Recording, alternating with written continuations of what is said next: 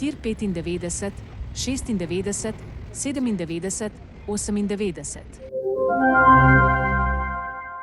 Prečkajte prehod za pešce in sledite rumenim pikam. Zavijte levo. Nadaljujte naravnost in še naprej sledite oznakam. Pot vam bo vzela približno 10 minut. Pazite na semafor. Nadaljujte mimo križišča z Metelkovo ulico. Nadaljujte naravnost in še naprej sledite oznakam. Prečkajte prehod za pešce. Pri znaku zavijte levo. Zavijte levo. Sledite pikam in prispeli boste na peron. Kočevje, Novo mesto, Metlika, Zidani most. Zavijte levo.